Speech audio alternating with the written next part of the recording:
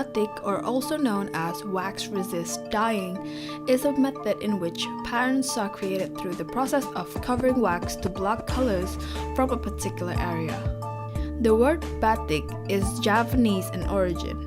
It may either come from the Japanese word amba, which means to write, and titik, which means dot. The word is first recorded in English in the Encyclopedia Britannica of 1880, in which it's spelled Batik.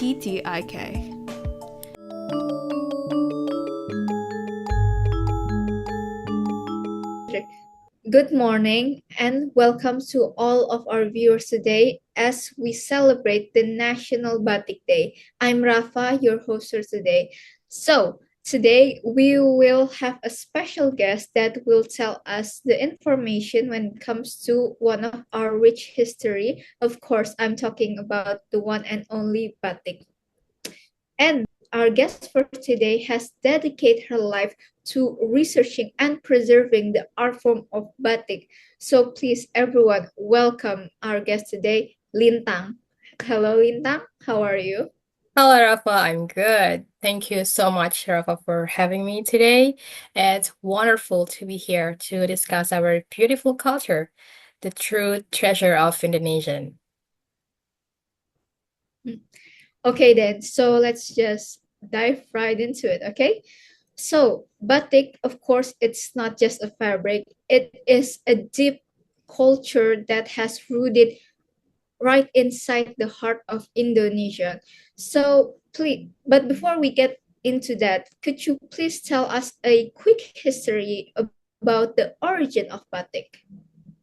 Certainly. So the origins of batik can be traced back to the island of Java in Indonesia, where the art of batik first took shape in the 13th century.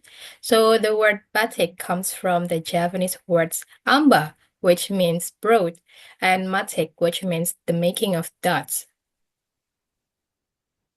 I see. Thank you for that quick history. And could you share with us what makes batik so special and why should we care about batik? Well, batik is essentially a narrative told through fabric. Each pattern tells a story, carries a philosophy, and represents a unique cultural expression. So, what makes batik truly remarkable is its intricate process. It's not just about painting on fabric, but also using a special technique of wax resist dyeing that has been perfected over centuries. I see. So you did mention the process of making batik. So could you explain us more about the lengthy process of making a traditional batik and what makes batik so unique compared to other textile art around the world? Certainly, Rafa. So, like I said, the process is incredibly complex. It starts with applying hot wax to fabric using a tool called chanting, which is a copper vessel with a fine spout. And then the artisan carefully draws intricate patterns, creating a barrier that prevents dyes from spreading. And then the fabric goes through multiple stages of dyeing with wax being applied and removed at different stages to create layered. So it's complex designs. Oh wow, truly I'm amazed by the kind of skill that is required to make such art. Of course, this is not an easy thing to do. So, my next question is, does specific batik motif holds a specific meaning behind them? Absolutely. Take the barang rusak motif, for instance. It symbolized strength and resilience. Also, the Siro Mukti patterns. The pattern represents prosperity and well-being. So each region in Indonesia has its own unique batik patterns, reflecting local wisdom, natural environments, and cultural narratives. I see. Oh wow, who knew that there are so many different motifs that is being used to represent different things across our culture? Truly, this really reminds us of how big Indonesian is and how many different culture that is being mixed into Indonesian.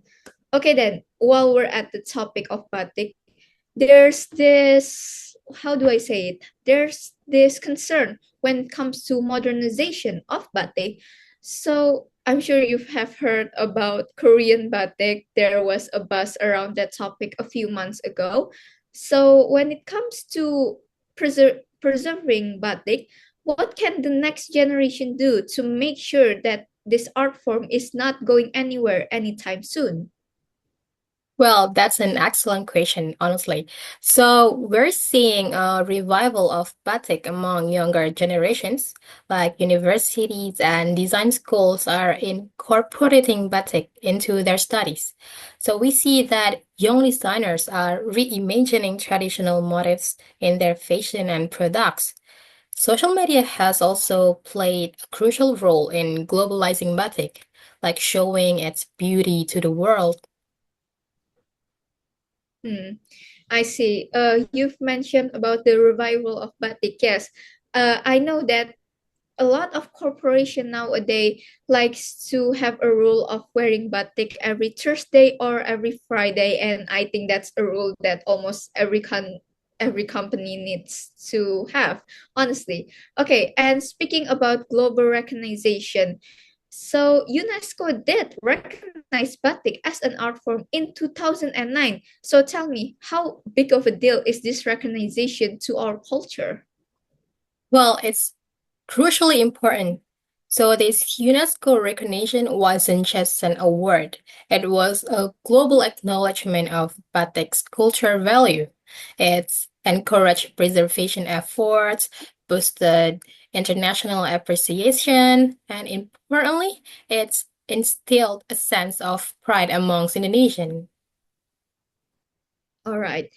Okay, sadly, we are almost at the end of our conversation. But before you go, Lintang, please, do you have anything you want to say to our viewers when it comes to loving and preserving this beautiful art? Of course, I would like to say that batik is more than just a fabric. It's a living history, a form of cultural storytelling. So every time someone wears a batik, they're not just wearing a piece of cloth, but carrying forward centuries of artistic tradition, family heritage, and national identity. Truly, what a beautiful perspective. You are very knowledgeable when it comes to batik, Lintang. And for that, thank you so much for sharing your knowledge with me and our viewers for today. My pleasure, Rafa. Thank you so much for this opportunity to share the magic of batik. Okay, and thank you, Lintang. And to all our viewers at home, please join us as we preserve the art form of batik. And we have to make sure that this wonderful thing from our culture don't just be gone by tomorrow. So we have to make sure that our grandchild still know what is the art form of batik. And that is all for today. I'm your host, Rafa. Thank you so much for listening.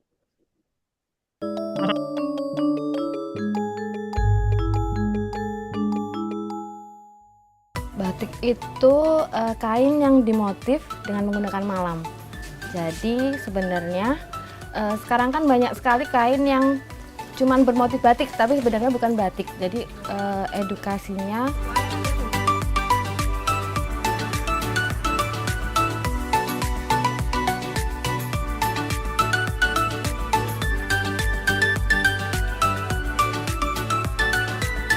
Justru akhir-akhir ini saya lihat perkembangan batik semakin meningkat ya Mas, apalagi banyak sekali tayangan tentang batik kemudian dengan corak dan warna batik yang menjadi semakin